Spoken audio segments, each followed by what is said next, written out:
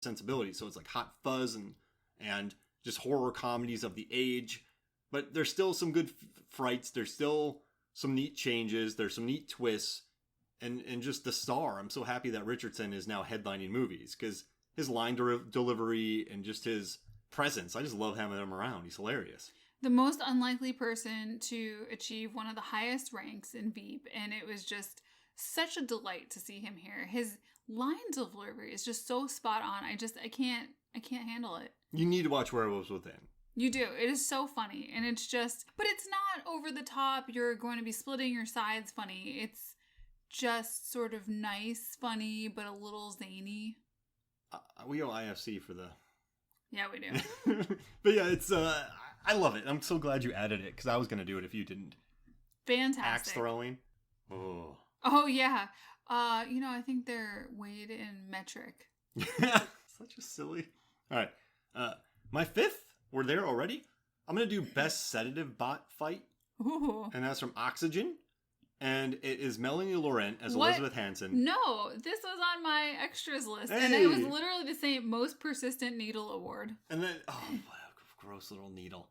And it's the device. I mean, it was a persistent little needle. Directed by our boy, Alejandra Aja, who did Crawl, The Hills Have Eyes, High Tension, Piranha 3D. Just an absolute master of tension and low-budget filmmaking. So you have Melanie Laurent, talking to Milo the whole time, Milo, medical interface liaison officer, and she's in a cryo unit, which I don't want to give away more from, but there's just a needle that's trying to blast her into unconsciousness, and it looks freaky. It's not the needle's fault, but the way that it's set up. It almost seems like it's sentient, the way it knows how to chase her. It looks like a snake. Yeah, it does. It's ready to strike. And Melanie Laurent... Inglourious Bastards, Beginners. Not just sedative. At one point, it wants to put her down for good. What's the movie? Six Underground that you love? Yes. So it's just cool that she carries the movie. And it's 2 hours long, but it flies by. And I just think Aja is such a master. And I'm glad that people really love it. Everyone I've talked to who's watched it has really enjoyed it. But that sedative bot fight scares the crap out of me. So that's my fifth one. I mean, it's menacing. You've got her in a pod and this needle, and it feels very threatening. Very threatening. I was climbing up the seat. You never do that, too, so I know it was scary. Because you can totally... It's one of those things and that sticks with me. If you can picture the pain or you can feel it because you've done it, it's hard for most of us to visualize what it's like to be shot. But you can imagine a needle coming after you. We've been stuck before. Woof. Fifth pick. I'm losing it here over my butt. But watch Oxygen. It's so good. Then watch Crawl 8 times. Okay. No, I'm down for it. Yeah. David Crosswell approved too. We're getting a sequel, right? Oh yeah, he wants to do another movie, another Crawl. $13 million budgets makes $100 million worldwide. Make a sequel. Get over yourselves. Do it. I don't know who's getting over themselves, but just give them the money. I mean, the people who scoff at smaller monster movies, right? If I was a billionaire, I'd just be like, Alejandra, here's 10 mil. Go do it. Yeah. You'll make me money. You know what? Let's get billions so we can just have him make movies. Yeah, why not? Get working, Megan. Let's get on top of it. It's fun. Is it my turn? Yeah. Oh, gosh. Okay. Well, there's so many things I could say about this movie. And I guess I'll just go with this one and then we can talk more about it. But Seagull in the Sand Award goes to Barb and Star, go to Vista Del Mar. So good. I mean, this movie, we're going to have to do a whole podcast. They made jet skis cool. Jet skis are always cool, Mark. Just look at Owen Wilson. Yes. And Luke Wilson in Bottle Rocket talking about water sports. There you go. But Barb and Star, so good. Written by Annie Mumolo and Kristen Wiig. Directed by Josh Greenbaum, who has done lots of episodes of Fresh Off the Boat and New Girl. We first heard about this movie through, I don't know where, but I saw... David Cross is... so David Cross recommended it to me first, and then Megan... Yeah, I follow Megan O'Leary on Instagram. She's a UFC and I believe NFL as well. Yeah. Commentator and analyst, and she and her husband Joseph Benavidez were ranting about how awful it was that this movie hasn't been nominated for awards, and I had to check it out. It's so weird. But it walks such a tightrope, too, because... The tone, yeah. They're very earnest. I keep saying tightrope, but... It's true. If this movie felt fake at any moment, it wouldn't work. Or if it felt too cheeky, it wouldn't work. This is played perfectly straight and really committed. But earnest, too. It's not super serious. They're just very into their characters as these middle-aged women who lose their jobs and they leave their small town in the Dakotas for the first time ever. Soft Rock. And they go to Vista Del Mar, which is technically supposed to be in Florida, but filmed in Mexico here. Definitely doesn't look like Florida. It's where I grew up. Where they supposedly, yeah. Yes. It's supposed to be the west coast of Florida in the Tampa-ish area. I've never seen Vista Del Mar. Like that. Well, there's no cliffs in Florida, so that would be an issue. Good point. But yeah.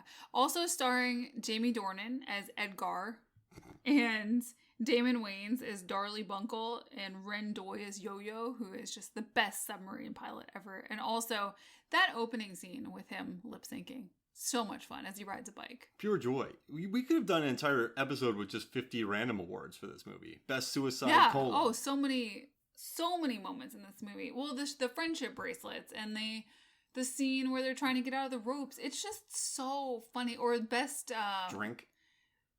Repeat date. Ice cream. It's just wow. Best committed relationship. Yeah. I can't. I want to save it for a podcast, but it's just wow. It's such a funny movie. If you like weird, earnest humor, and a lot of people do hate it. I turned it off 20 minutes in. I guess I get it, but if you're able to enjoy, if you're on the wavelength of this movie, it's pure joy. The reason I gave it the Seagull in the Sand movie is because I believe the music video with Edgar spilling his feelings in a ballad comes about 40-ish minutes in, and that's what the director and writers say is the sort of make or break moment for most people. You're either fully bought in and invested and this movie gets you at that point, or it's not. And I think that's fair. It's quite a long song. Jamie Dornan sells it. He really does. Between that and Wild Mountain Thyme, he's in two really odd films that I enjoy. Wild Mountain Thyme, yes. Yeah, that was last year. We can't do an award for it. But it's just so... Christopher Walken with an Irish accent? Sort of. Yeah. Well, you know. And Jamie Dornan is a weirdo, and Emily Blunt's just in love with him despite all of it. He's an ant.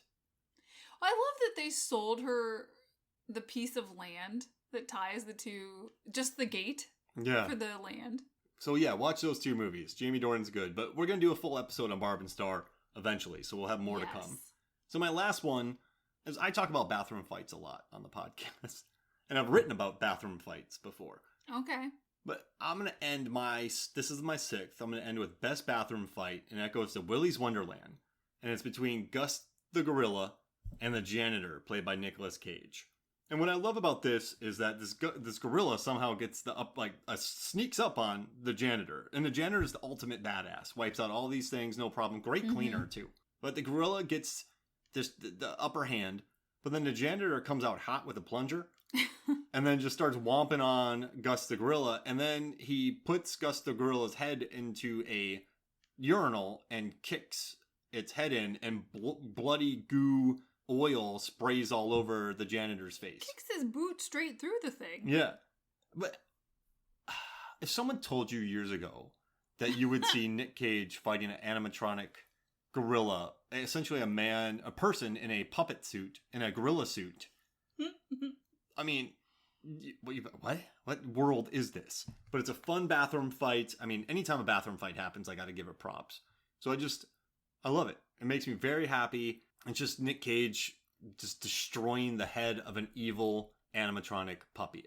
And Willy's Wonderland's top 5 of 2021 so far for me. I adore that movie because it's just so simple. And it doesn't exploit Cage, but it leans heavily on him. And I think it's a very compelling character. So my bathroom fight from Willy's Wonderland is number 6. Oh, and it's not super worried about creating some sort of weird romance or anything. It's just fine. Yeah, I love it. And even the protagonists, the kids who you're supposed to hate, I think they're quite charming. I don't dislike any of them. They're weirdos. And I like that about them. So what's your 6th? I'm excited. Oh, this is tough. So I've got one that I thought it's a really good award, and I'd like to say it as an honorable mention. But I think this other movie deserves more of more credit or more of a promotion. So I'm going to go with I Just Want My Mom award for Plan B. Yeah. So Plan B came out on Hulu, and we watched it, I think, shortly after it came out. Just, wow, a little movie about teenagers who are mostly very good children, and they go a little bit out of hand when mom goes out of town. And there's consequences, and they think they can handle the consequences. And when it comes down to it, they're struggling, and she just wants her mom. And it's just so, it feels so much more real than these big crazy party movies, and then hijinks ensue, and then, oh, miraculous resolution. It's not that movie. It's got a little bit of a message at the end about having proper access for teens to these things, and, you know, being open with your kids and forgiveness and whatnot.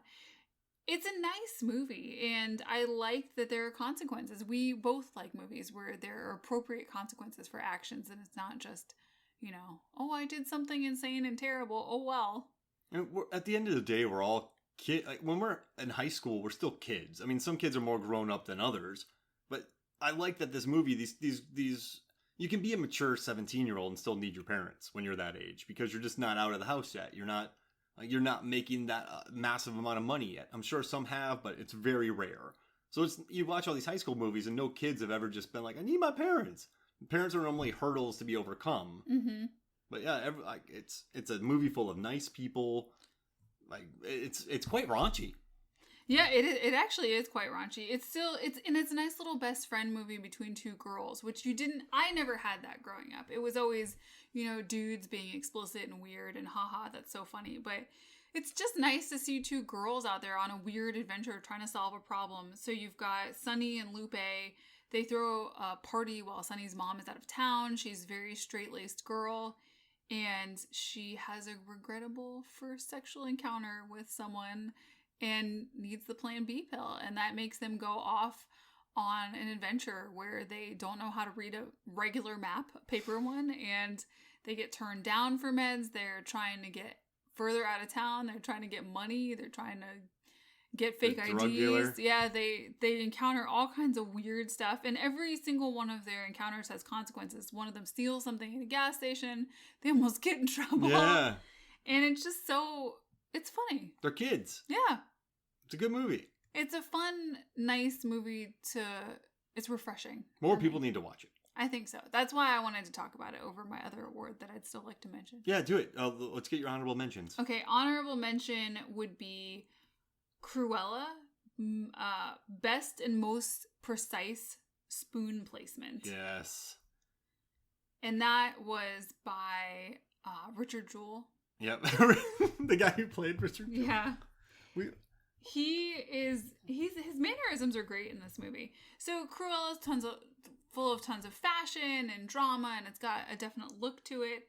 But as the henchmen that we're so familiar with, Jasper and Horace, Paul Walter Hauser, he has a moment where Cruella, I think she interrupts his breakfast, and he just takes the dainty spoon in both fingers and places it down on the table. And it's just, they really focus on this, and it's very funny. I just thought it was a good moment. That's why Paul Walter Hauser is the best. He's fantastic. We've really enjoyed him and everything we've seen in him. And also Emily Beecham from Into the Badlands is in it. Oh, yeah, right. Anything featuring people from Into the Badlands. Synchronic is good. Yes. Oh, wait. Jamie Dornan is in Synchronic. Yeah. But he's not in Into the Badlands. No. But he's still in it. Yeah. And he's the parent to an Into the Badlands person. And Louis Tan. Oh, yeah. All shoulders. Yeah. Actually, best shoulder is Louis Tan, Mortal Kombat. There you go. But yeah, all right. What else you got? Oh, my other two, I only have two more honorable mentions. Swimming pool musical number for the ages, In the Heights. What a fun, upbeat music. Love the music in the musical, written by Lin-Manuel Miranda and directed by John M. Chu. Mm-hmm. I almost forgot the M. And just a lot of exuberance, a great story. I mean, you don't see a lot of that out there, a lot of diversity in musicals that make it to the big screen. And this is a huge budget product. I mean, it's got production value for sure. That pool scene made me exhausted watching it. That pool scene is intense. I mean, there are a lot of people. So many extras. All dancers. Dancing in